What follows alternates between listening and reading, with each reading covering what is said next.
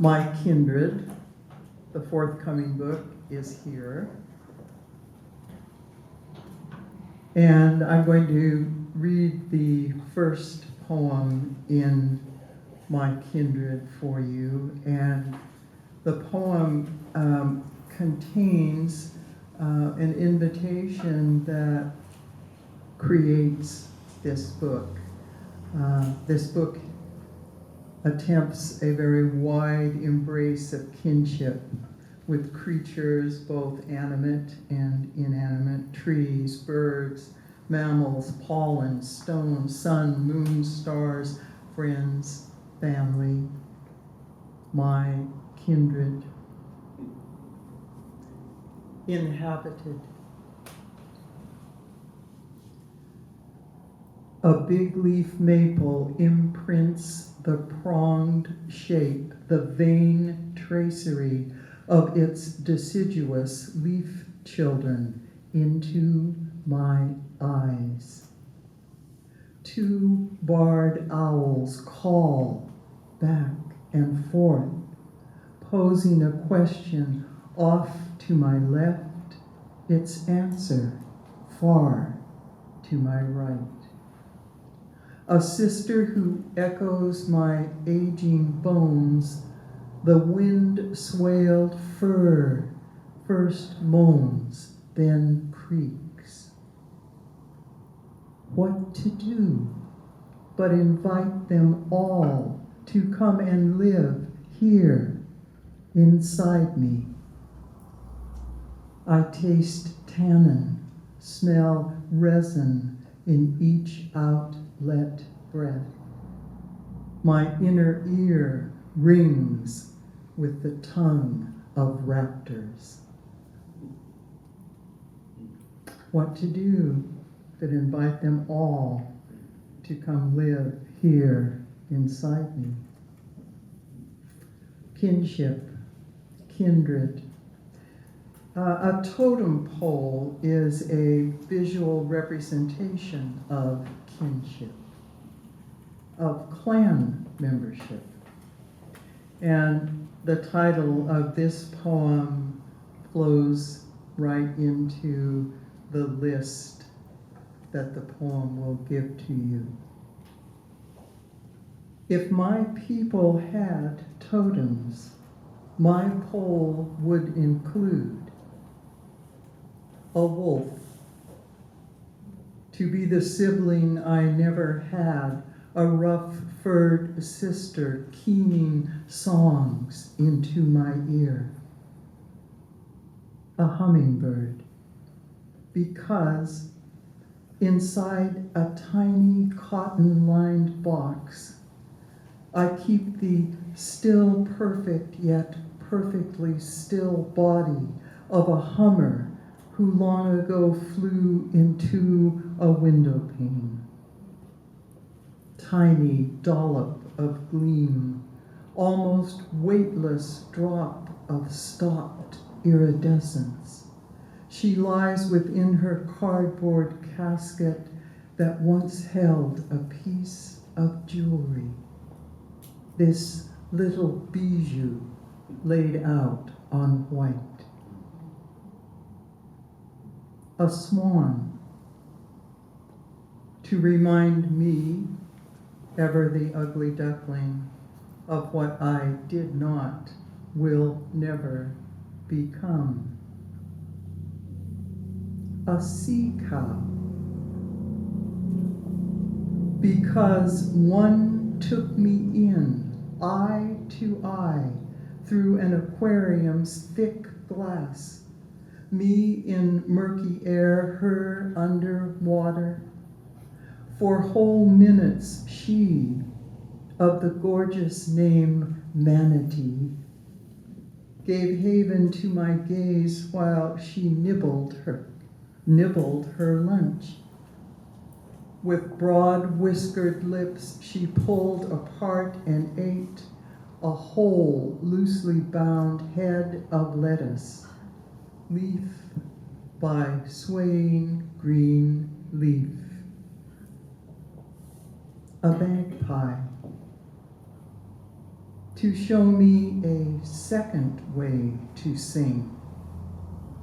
Her trickster beak wide open, she swallows the sun whole.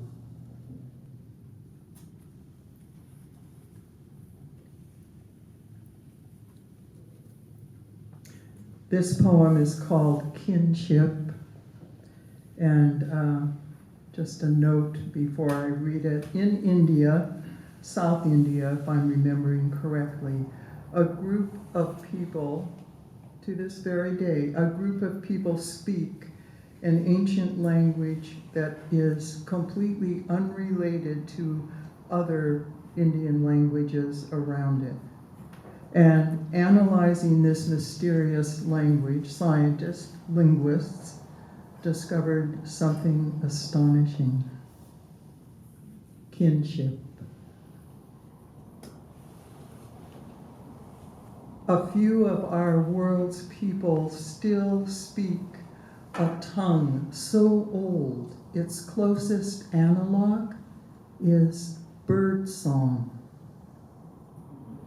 And a bird carved some 30,000 years ago may well be our first work of art. Why mimic the palaver of a thrush? From wood or stone, why shape a tern's body, its wings pressed tight against its sides? Or remember the dream moments our beating arms took hold in air, lifting us away from earth trod smooth by our feet. Why? We each possess a bird soul. On the highest branch of every family tree, a winged spirit preens in the sun, gleaming with iridescence, that sheen of our common blood.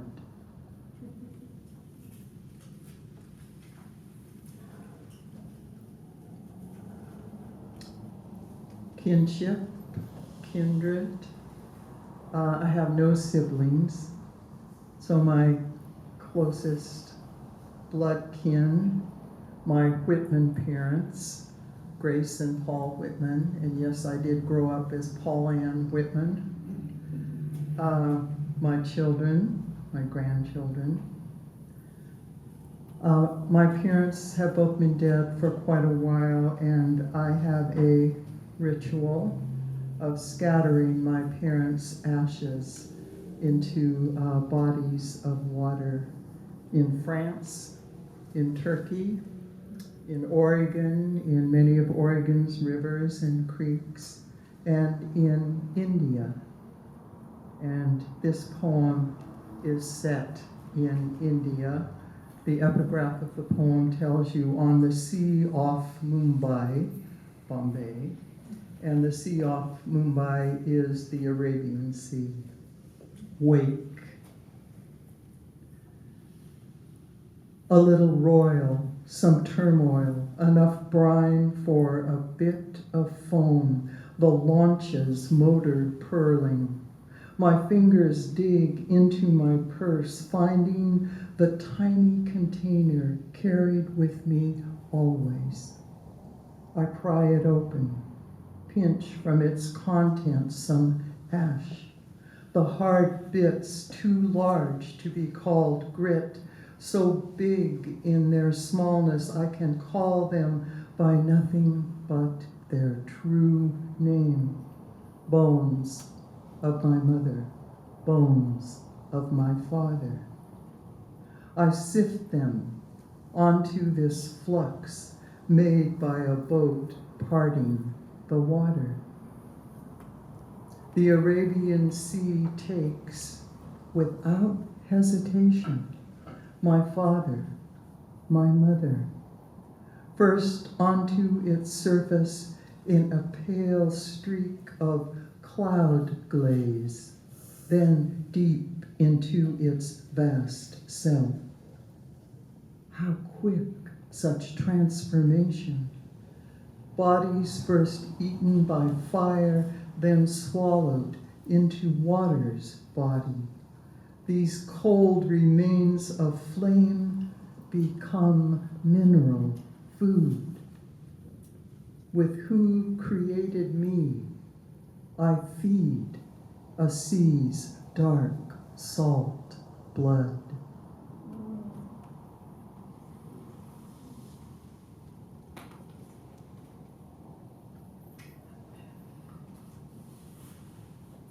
Well, Walt Whitman, are we related?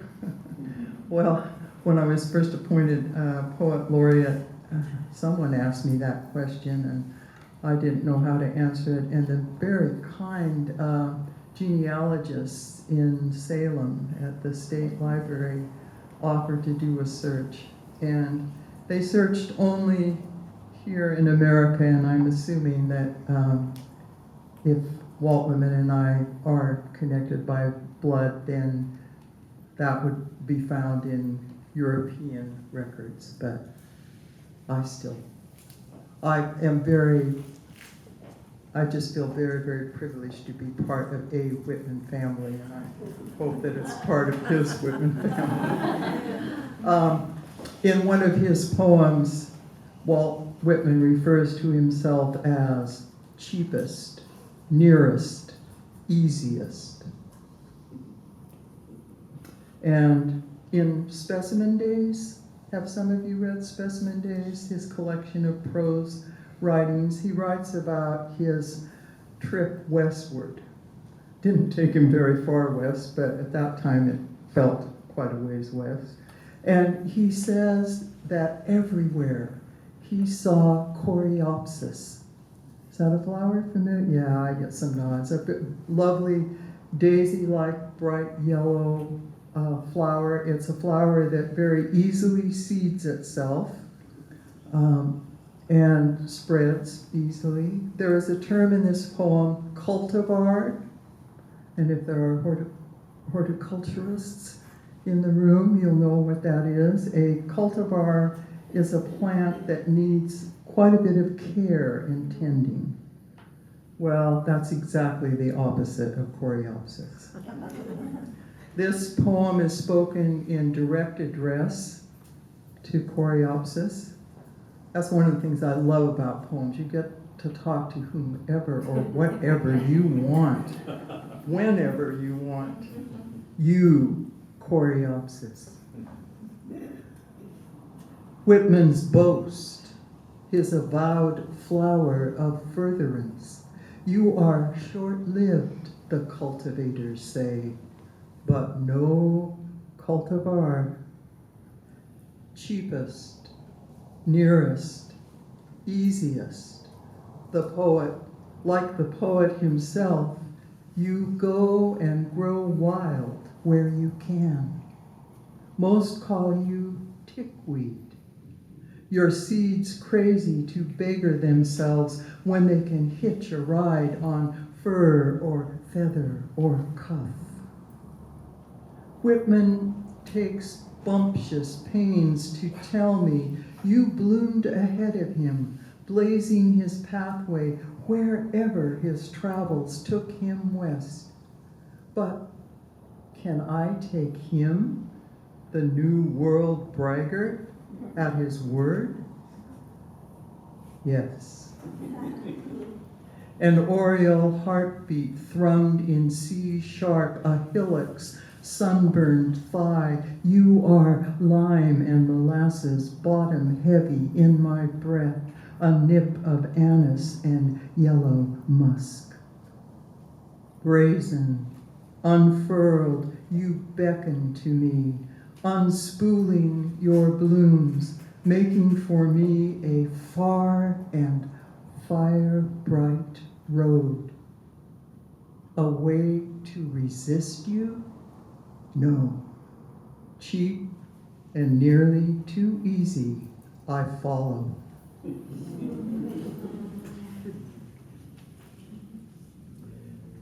The middle section of My Kindred has a number of persona poems, It has a bat poem and a lake poem, a moth poem, a snake poem, a phoenix poem, a sun poem, a storm poem, a calypso poem, an Ophelia poem, one of the voices of yin poem, and that's not all.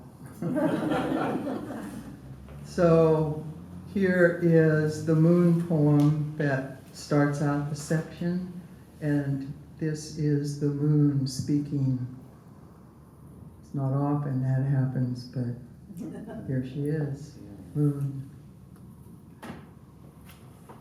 I'm the sky's one orchid, the dark animal's silver claw, an ear cupped for the hearsay of another's light, pewter paw print above the horizon, the night's steadfast changeling,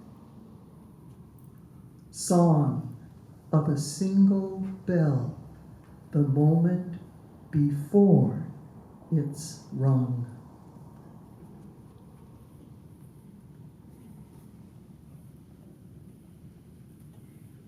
As I said, there are persona poems. This is a poem in which Eve, that would be the biblical Eve, does the talking. She explains to us the fall from grace, Adam and Eve's fall from Eden. Eve explains the fall. From the start, most things were horizontal. I didn't have to reach up for the apple. Gleaming, it hung at eye level. Once my teeth grazed its blushing skin, the serpent merely sidled away. A level path led Adam and me out the garden gate. What's called the fall from grace was more a lateral move. One not up the stairs or down, but across the way. Not higher or lower, no, to the other side of the tracks. I pulled my worldly goods in the bed of a little wagon. I rolled my stuff from Eden to the forwarding address. The road was rocky, but I could see our route stretching out for miles. The only mention of falling came from Adam. That whole way, he nagged me to fall in step behind him.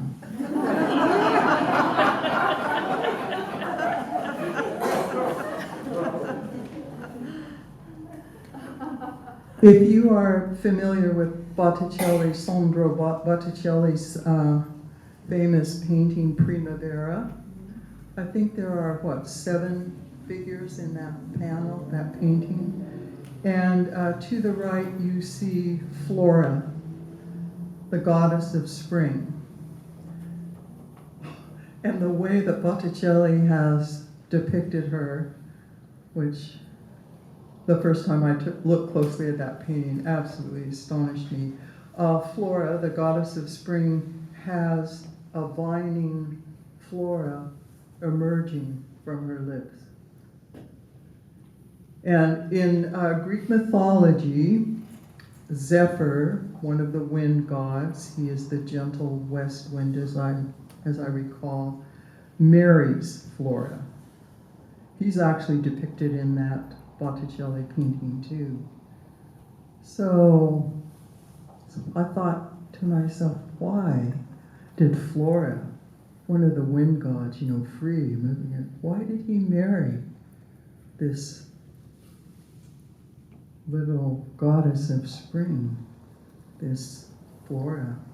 Why did Zephyr do that? The marriage of Zephyr and Flora. Had she merely spoken his name, even in a sweet whisper, he could have resisted. But she opened her mouth, and lilacs poured forth. She parted her lips, and Daphne spilled out. In a tendril, honeysuckle escaped through that moist space between her teeth. Anemones jostled themselves out and into the light. Of course, the gentle west wind gathered her wafting perfume to keep as his own. Of course, the god stilled himself to watch a garden rush from her flushed lips. What burst from the deep cave of her mouth was a verdant fire, the ember of pistil and stamen, such color as only burning can create. Zephyr was made to fan that flame, to breathe it into a blaze. He could do nothing else but marry her. He had to see, could not bear never knowing what brimmed from her other darkness below. And I will end with a poem called Written Kisses. X's and O's, kisses and hugs. The O's kind of made sense to me because a hug, like embrace that stuff. But I could never really figure out why an X was a kiss until the fabulous Taschen Book of Symbols told me. Bless that book. I love that book. Angus, the Celtic god of love and the Celtic god of poetry. Thank you. Angus was, for, I guess, centuries, depicted by artists with songbirds in flight around his head. And that Angus, and of course he's a version of Eros, of other gods of love, people began to represent those lovebirds flying around Angus's head with two crossed lines. And the X became a symbol for a kiss. Written kisses. The X's I sometimes make below my signed name are shorthand for the birds artists at one time placed around a love god's head. Songbirds, small, in flight, wings spread, bodies straight, a chorus circling Eros, singers that people began to portray as two bold pen strokes, a line from upper left to bottom right, another to cross it from high to low, and I've set love loose into the page's sky. Thin black birds sing the tunes learned as they flew circles around the divine. From under my name, their inky voices rise. Thank you.